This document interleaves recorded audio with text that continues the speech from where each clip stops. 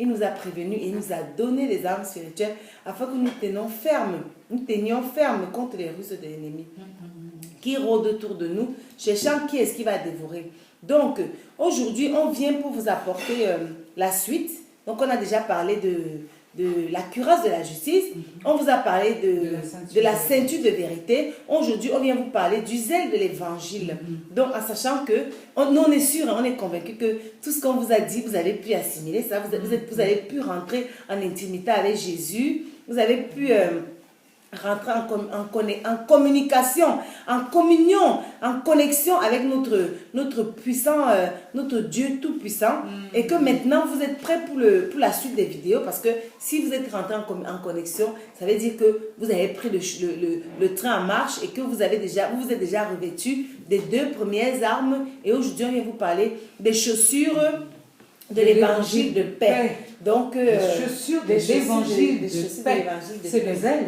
Flore, c'est le zèle. Le zèle dans l'éternel. Le zèle dans la parole de Dieu. Dieu a dit des choses dans sa parole. Et lorsqu'on a reçu la parole de Dieu, Dieu nous dit, ce que vous avez reçu, partagez-le. Allez, faites de toutes les nations des disciples. Ça veut dire, allez et parlez de moi. Allez et racontez qui je suis.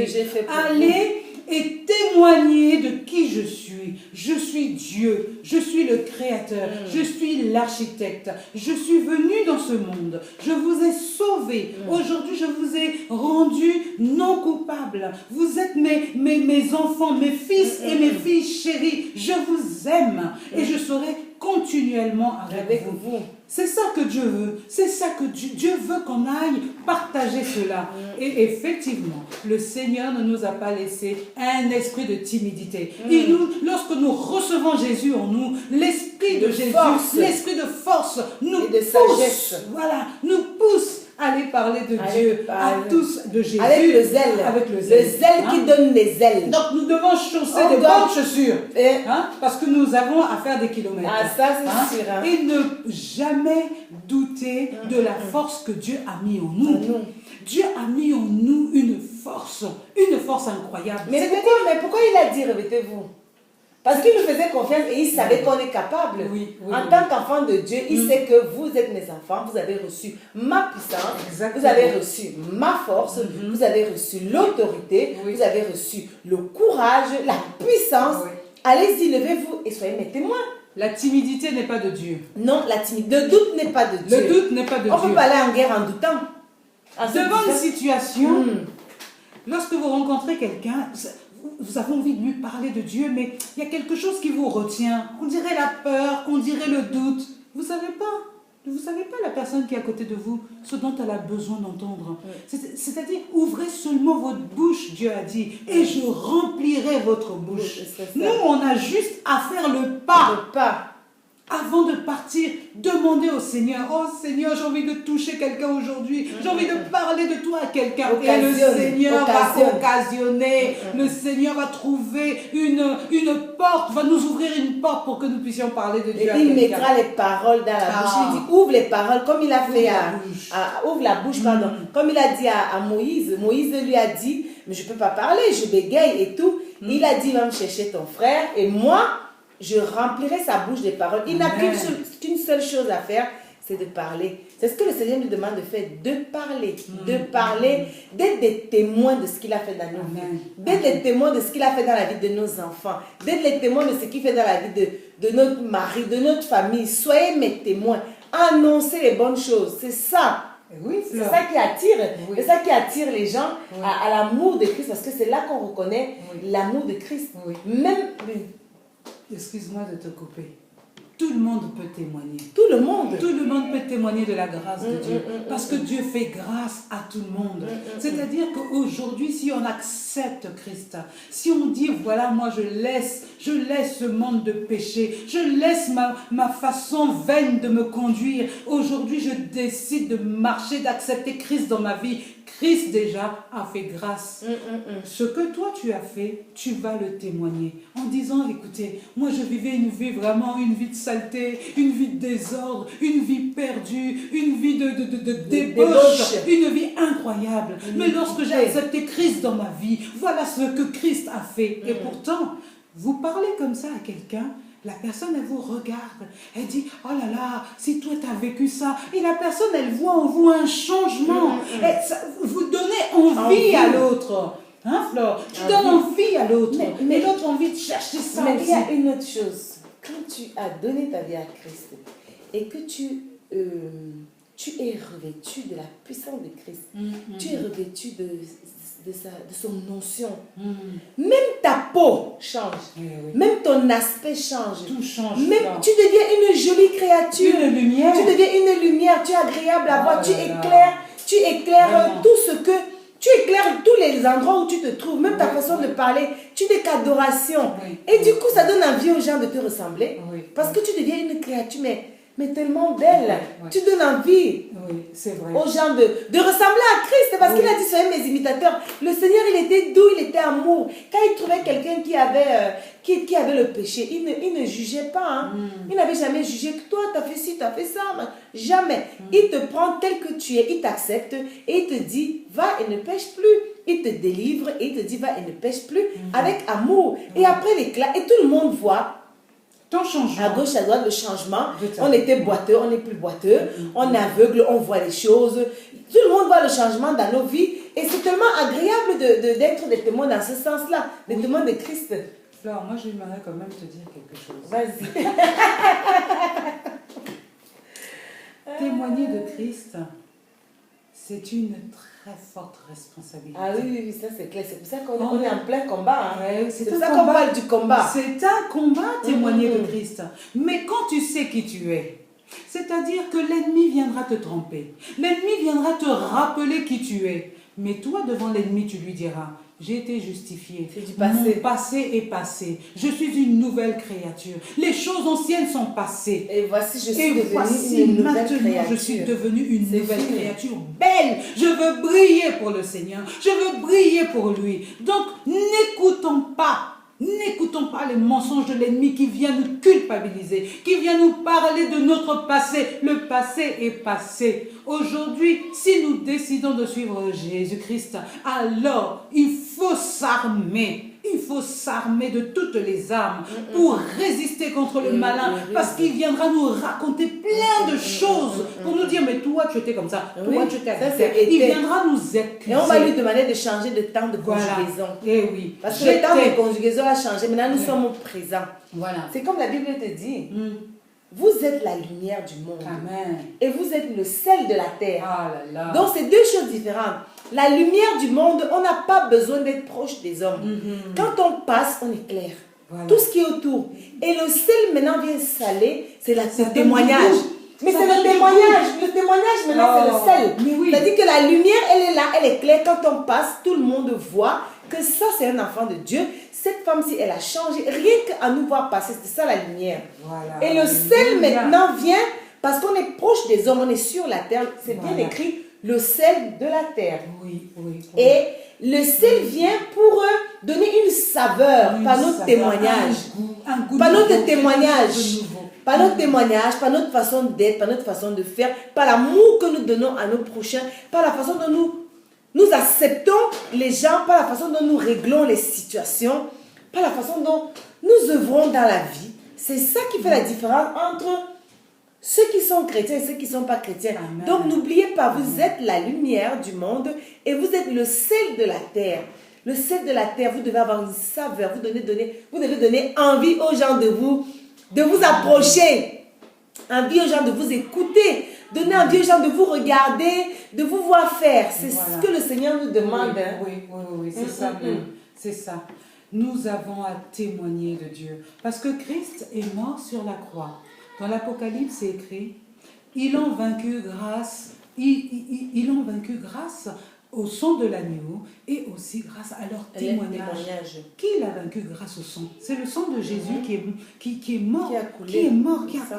Donc ce sang déjà a été versé. C'est déjà une première victoire. La deuxième victoire là, qui est accordée, c'est déjà acquis, mes frères et sœurs. C'est acquis. Maintenant, c'est à nous de témoigner pour que la victoire soit complète. Pour que le monde naturel voit la victoire. Parce que dans le monde spirituel, c'est déjà accompli.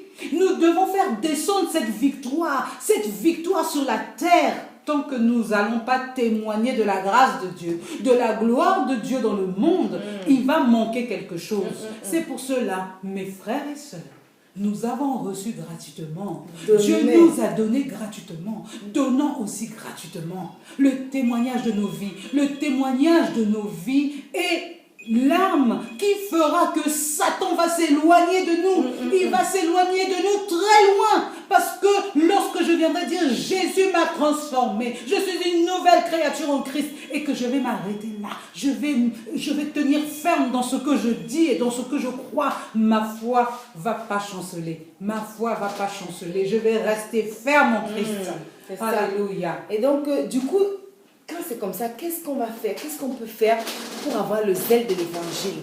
On doit avoir des moments de prière de qualité. Oui. On doit prendre du temps dans la présence de Dieu. On doit se mettre devant le trône de Dieu, le trône de grâce, afin de recevoir de l'Éternel. On doit vraiment avoir des moments de qualité avec notre Dieu. Et quand on va dans la maison de Dieu, quand on va à l'église de dimanche, on va à l'église de dimanche avec un zèle. On va là-bas parce qu'on va recevoir et qu'on va annoncer et on va glorifier Dieu. C'est ça. Et l'ennemi n'aime pas la louange. L'ennemi n'aime pas l'adoration. Parce que l'Esprit de Dieu siège au milieu de la louange et l'adoration. Et donc, avec ça, l'ennemi s'enfuit parce que nous avons le zèle. L'ennemi voit le zèle que nous avons pour le Seigneur. Donc, ça veut dire que si on prend les armes, la ceinture de vérité, la cuirasse de la justice, on prend les chaussures que donne l'évangile de paix, donne le zèle de l'évangile, l'ennemi, il va fuir. L'ennemi n'aime pas, il va fuir. Donc c'est pour ça qu'on vous exhorte, frères et sœurs, on vous exhorte à prendre du temps dans la présence de Dieu, dans la prière. C'est vraiment une arme fatale. La prière, c'est une arme. Nous avons reçu et donc on vous partage aussi ça. C'est ce que le Seigneur nous a demandé de vous dire aujourd'hui. Et donc, je sais pas il nous fait du bien. Ah oui, il nous fait du bien. Il nous fait beaucoup de bien, vraiment. Tout ce que l'on peut partager, partageons-le. Ça va aller dans un cœur qui a besoin. Nous avons tous reçu quelque chose. Donnant. Et puis chacun ne partage pas pareil. Ne soyons pas les uns les autres frustrés par ce que font les uns les autres. Pas du tout. Nous sommes complémentaires dans l'œuvre de l'Éternel. Et puis quand on va à Dieu, on ne peut pas aller à Dieu du jour au lendemain. On arrive sur le trône, on arrive au sommet. Mais regardez les constructions des maisons. On commence par la fondation, on met un par pain et un par pain. Donc on va d'étage en étage. Étage en étage, chacun va à son niveau, comme nous on va à notre niveau, à nos niveaux. Tout doucement, on monte, on grandit. Et c'est le Seigneur qui fait grandir. Parce qu'on cherche. Le Seigneur demande d'aspirer, de le chercher. Cherchez le Seigneur et il se fera trouver. Il le dit dans sa parole. Je me fais trouver par celui qui me cherche. Donc, cherchez-le, cherchez l'Éternel, cherchez l'Éternel. Il se fera trouver par vous et vous verrez sa grâce. Le Seigneur, c'est un Dieu de faveur. Un Dieu de faveur. Il est tellement amour, un amour incommensurable. C'est un amour qui n'a pas de limite. Il donne abondamment, l'amour agapé. Il donne abondamment à celui qui veut. Il aime même celui qui ne l'aime pas. Il aime même celui qui ne l'aime pas. Donc, et quand on se tourne alors vers lui, vous pouvez imaginer la suite. Le Seigneur fait grâce. Il fait grâce. Ah, mes frères et sœurs, le Seigneur vous aime et il veut nous sauver tous.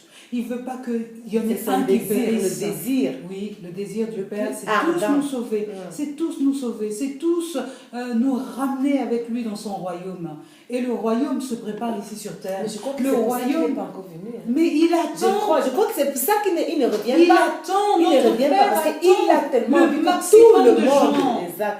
Il attend que vraiment le maximum soit sauvé. Alors nos bouches, ouvrons-les. Et n'écoutons pas les ruses de l'ennemi. N'écoutons pas les mensonges de l'ennemi. Soyons juges. Jugeons de tout ce que l'on entend. Ne soyons pas des ignorants. Soyons des juges de tout ce qu'on entend. Et à la lumière de la parole, Dieu nous parle. Quand il y a un doute quelque part, mettons-nous en prière. Vraiment, la prière est une arme puissante. Exact. Comment vous pouvez imaginer que Moïse ait fait sortir le peuple d'Égypte, le peuple d'Égypte, le peuple de Dieu d'Égypte. Il les ramène dans le désert. Et après le désert même, le Seigneur leur avait promis la ville, un lieu où coulera le lait et le miel. Amen. Et maintenant, le peuple de Dieu se retrouve dans cette ville où coule le lait et le miel. Et ces gens-là n'arrivent pas à consommer le lait et le miel que le Seigneur leur avait donné. C'est là où on se trouve aujourd'hui. Le Seigneur nous a sortis d'Égypte quand nous étions dans le monde.